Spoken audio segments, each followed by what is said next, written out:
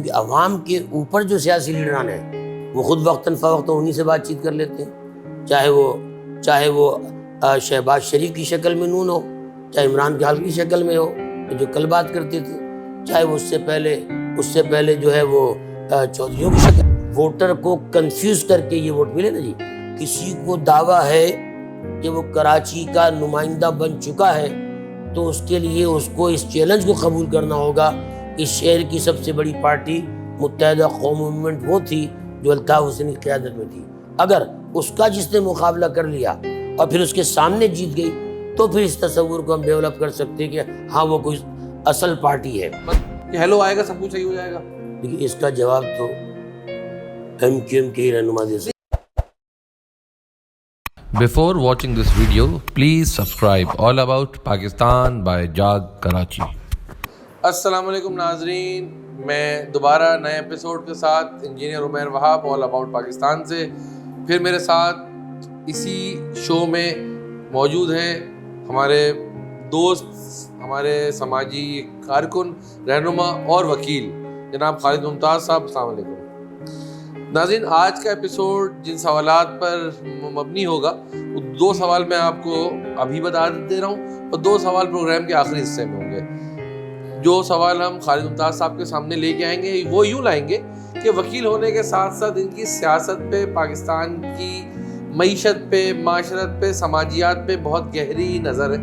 خود یہ وکیل ہونے کے ساتھ ساتھ ایک ایکٹیو سیاسی کارکن رہے ہیں اور اس سیاست میں ان کا تقریباً 30 سے 40-35 سال کا ایکسپیرینس ہے کہ پاکستان اور کراچی شہر کی سیاست میں بھرپور ایکٹیو رہے ہیں۔ اور یہ بات بھی میں اپنے ناظرین کو بتاتا چلوں کہ یہ اس کراچی شہر میں رہتے ہوئے، ضلع وسطی میں رہتے ہوئے، جس میں MQM کا مرکز 90 ہوا کرتا تھا اور ہر گلی، ہر کوچہ، ہر در و دیوار الطاف حسین کے ہی آواز سنا کرتی تھی، الطاف حسین کے ہی نعرے لگایا کرتی تھی، یہ آب و ہوا، در و دیوار بھی الطاف حسین کے تھے۔ اس وقت بھی جناب خالد ممتاز صاحب الطاف حسین صاحب کے سخت ترین ناقد تھے، ان کی پالیسیز کے سخت ترین ناقد تھے۔ ہو سکتا ہے کہ الطاف حسین کے معاملات اگر اس وقت خالد ممتاز صاحب سے ڈسکس ہو جاتے تو MQM کے آج جس بدحالی اور بے راہ روی کا شکار ہے، میں یہ کہہ سکتا ہوں، یوں نہ ہوتی MQM متحدہ قومی موومنٹ سے منقسم قومی موومنٹ کبھی بھی نہ بنتی۔ تو ناظرین، پہلا سوال ہم خالد بھائی کی طرف لے کے آئیں گے۔ خالد بھائی، عمران خان صاحب نے 2013 میں کراچی شہر سے الیکشن لڑا اور 9.5 لاکھ ووٹ لے لیے، جبکہ مجموعی طور پہ متحدہ قومی موومنٹ کراچی سے 22 لاکھ ووٹ لیا کرتی تھی، 26 لاکھ ووٹ لیا کرتی تھی تقریباً 2008 کے کیلکولیشن پھر 2013 میں یہ ہوتا ہے کہ متحدہ قومی موومنٹ کا 9.5 لاکھ ووٹ کھٹ کر کے چلا جاتا ہے PTI کی طرف، اور MQM کے اندر اچھاڑ پچھاڑ ہوتی ہے، کبھی تنظیمی کمیٹی معطل، کبھی رابطہ کمیٹی معطل، کبھی اس کی پٹائی، کبھی اس کی پٹائی۔ جو میڈیا پر اس وقت آزادی تھی، دکھایا جاتا تھا، ہم سب بھی دیکھ رہے ہوتے تھے۔ اس کے بعد 2018 کا الیکشن آتا ہے تو MQM اپنی اصل حالت میں رہتی نہیں ہے۔ کہیں PSP کو یوں نہیں ہم ذکر گفتگو لائیں گے کہ PSP کا ووٹ بینک نہیں ہے، اس کی بھی وجہ ہم آپ سے لیں گے کہ ووٹ بینک کس لیے نہیں ہے۔ آفاق احمد جو مہاجروں کی بات کر رہے ہیں، ایک عرصے سے کر رہے ہیں، ان کا بھی ووٹ بینک نظر نہیں آتا۔ ڈاکٹر سلیم حیدر جو مہاجر ہی کی بات کر رہے ہیں اور خود بھی کہیں اور ووٹ بینک میں بھی کہیں نہیں نظر آتے۔ تو اور MQM متحدہ قومی موومنٹ جو کراچی کی بلا شرکت غیر ایک ہی نمائندہ جماعت تھی، وہ اس بدحالی کا شکار کیوں ہے اور PTI نے اس جماعت کو کس حد تک مات دے دی؟ دیکھیے، پہلے جو مقابلہ ہوا اس میں PTI کے ووٹ تو بڑے تھے، لیکن یہ کہا جائے کہ PTI جو ہے قائد حزب اختلاف بن جائے گی، یہ نظر نہیں آتا تھا۔ کب کی بات کر رہے ہیں؟ میں اس الیکشن کی بات 2018 والے۔ اگر آپ چلے جائیے اور الیکشن سے پہلے کے ان کے ٹاپ کے لوگوں کے، اس میں گورنر صاحب کا، علی زیدی کا، فردوس نقوی کا، ان کی آپ انٹرویوز نکال لیجیے، اور جب ان سے کہا جاتا تھا کہ آپ کتنی نشست یہاں سے لے لیں گے تو جواب ہمیں عرض کیا کرتے تھے کہ ہم 5 یا 6 نشست لے لیں گے۔ 5 اور 6 نشستیں وہ ڈائریکٹ پہنچ گئے 14 کی نشست میں. اور یہ بات بھی یہاں میڈیا میں لکھا گیا اور بہت سے تجزیوں میں بیان کیا گیا کہ اگر کراچی سے 14 سیٹیں نہ ملتی تو پی ٹی آئی کو سادہ اکثریت بھی نہ ملتی. ایسا ہی یہ بھی لوگوں نے کہا کہ مصطفیٰ کمال سے 4 سیٹوں کا وعدہ تھا، وہ وعدہ بھی پورا نہیں ہوا. وعدے کون کرتا ہے؟ وعدے تو جو اس ریاست کو چلاتے ہیں کون چلاتا ہے؟ اسٹیبلشمنٹ. عوام نہیں چلاتی؟ عوام تو بہت کم چلاتی ہے. پھر وہ جی عوام کا تو ایک عوام، کیونکہ عوام کے اوپر جو سیاسی لیڈران ہیں وہ خود وقتاً فوقتاً انہی سے بات چیت کر لیتے ہیں، چاہے وہ شہباز شریف کی شکل میں نون ہو، چاہے عمران خان کی شکل میں ہو جو کل بات کرتے تھے، چاہے وہ اس سے پہلے جو ہے وہ چودھریوں کی شکل میں ہو. تو عوام ان کو ہی کیوں نہیں ووٹ دیتی ڈائریکٹ؟ اب سیاستدانوں کو کیا رول ہے؟ اللہ کرے کہ وہ بھی کوئی ایسی پالیسی بنا لے کہ ڈائریکٹ ووٹ مانگے دے دیں گے. میں خود دے دوں گا، ہم بھی دیں گے. میں خود دے دوں گا، کیونکہ بجائے اس صورتحال کو پیدا وہ کرنے اپنے سے وعدے کے تو پکے ہوں گے، جو کہیں گے وہ کریں گے. تو یہ سیاستدان تو ان کو بھی پاگل بنا دیتے ہیں، ہمیں بھی پاگل بنا لے رہے ہیں. اس کا تو نہیں کہہ سکتے کہ وہ اپنے وعدوں میں پکے ہوں گے، لیکن یہ ضرور کہا جا سکتا تھا کہ پھر کوئی لڑائی شاید بچے گی نہیں. کیونکہ ویسے تو اگر ہم کراچی دیکھیں تو کراچی کو ہمیشہ فائدہ اس وقت ہوا جب یہاں جمہوریت میں. ہاں یہ بات ہے. تو ہم یہ کہیں اس کے باوجود بھی کراچی کبھی بھی عامروں کے ساتھ نہیں رہا، پھر بھی کراچی نے اپنی جمہوری جدوجہد کو آگے بڑھایا. اب یہ بدقسمتی کہیے یا خوش قسمتی کہ جمہوری روایتوں کو قائم کرنے میں اس کراچی کا بڑا ہاتھ ہے، اور ایک زمانے میں جمہوری روایت کو لیڈ کرنے میں کراچی کا بہت بڑا ہاتھ ہوتا تھا. اب پہلے اگر آپ غور کیجئے کہ کراچی سے تعلق رکھنے والا ہر آدمی ہر بڑی سیاسی پارٹی کا جنرل سیکرٹری ہوا کرتا تھا، ایسا ہی. چاہے وہ پیپلز پارٹی کی پیپلز پارٹی ہو، چاہے ایون وہ اے این پی کیوں نہ ہو، بالکل ایسا ہی. چاہے وہ پی ڈی پی کیوں نہ ہو. لیکن آج صورتحال کیا ہے؟ آج فارغ ہے. آج بڑی سیاسی پارٹیوں سے ہی فارغ ہے. اور یہاں پر آئیے تو یہاں پر بھی جو آپ نے اب صورتحال دیکھی ہے وہ کیا صورتحال ہے؟ پی ایس پی ابھی اس کی اپنی سیاسی طاقت حاصل نہیں کر سکی، آفاق احمد اپنی سیاسی طاقت حاصل نہیں کر سکی، کیوں؟ اور سلیم حیدر کوئی سیاسی طاقت حاصل نہیں کر سکے. یہاں پر متحدہ قومی موومنٹ نے جو سیاسی طاقت حاصل کی ہے وہی پتنگ کے نشان پر حاصل کی ہے.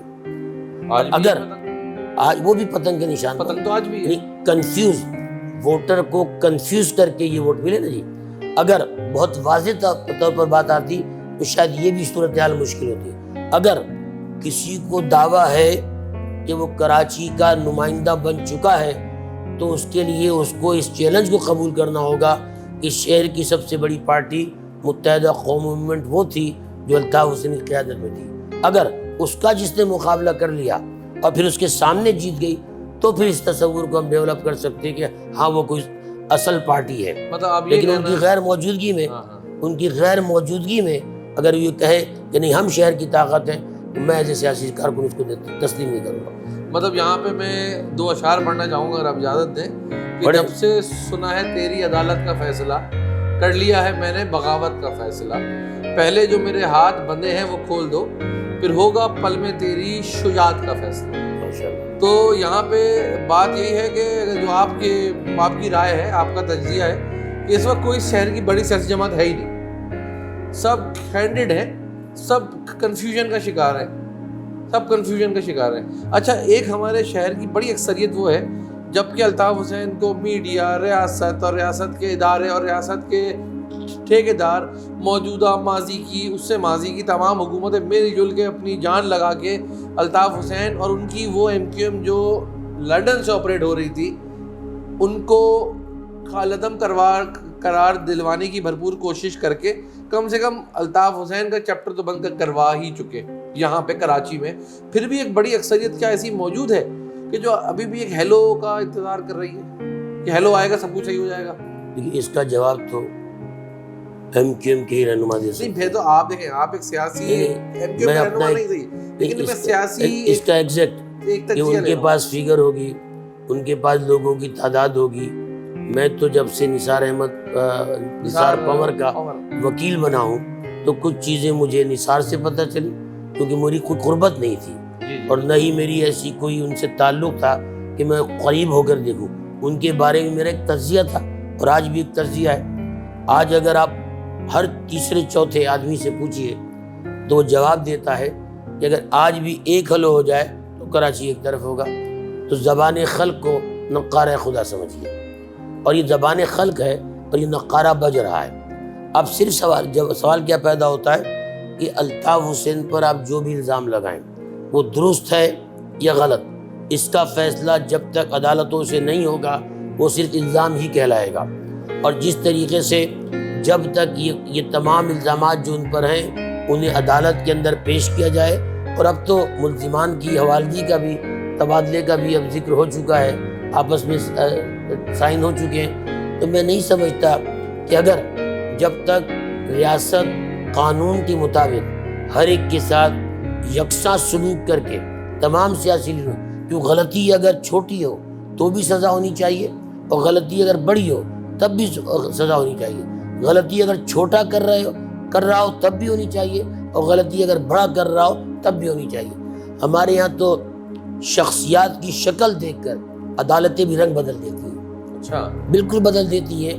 آج آپ کو نہیں نظر آ رہا عمران خان کی شکل میں, پہلے کورٹ ہدایت کر رہی ہے کہ آپ اسے تبدیل کر کے یہ لکھ کر لیں, پھر بھی اس نے نہیں مانا, اور وہ پھر بھی لے کر گیا کہ مجھے افسوس ہے اگر ایسا میرا سمجھا گیا. کل تو یہ نہال ہاشمی کے لیے آپشن نہیں تھا, کل یہ طلال چودھری کے لیے تو نہیں تھا, کل دانیال عزیز کے لیے تو نہیں تھا. لاڈلا بولتے ہیں اس کو تو پھر اس وقت ایسی صورتحال میں جیسے مثال کے طور پر ثاقب نثار تھے, ثاقب نثار بھی ایک طرفہ تھے, وہ پی ایم ایل این اور پرو پی ٹی آئی. تو اگر عدالتیں بھی اینٹی اور پرو ہوں گی, اسٹیبلشمنٹ بھی اینٹی اور پرو ہوں گی, تو پھر عوام کا فیصلہ کیا ہوگا؟ تو بھائی عمران خان تو خود کہتا ہے جو نیوٹرل ہوتا ہے وہ ہوتا نہیں, وہ اچھا نہیں ہوتا. وہ تو اب کیا کہتے ہیں کیا نہیں کہتے, میں اب ان کی ذاتی بات پر تو تنقید نہیں کرنا چاہتا. کراچی تک ہم کراچی سے ہی بات کریں گے کیونکہ ہم کراچی سے بیٹھ کے بات کر رہے ہیں. کراچی سے پاکستان ہے, پاکستان کا دل جگر گردہ سب کراچی ہے. کراچی ہے تو سب کچھ چلتا ہے, اور کراچی ہے تو پاکستان ہے.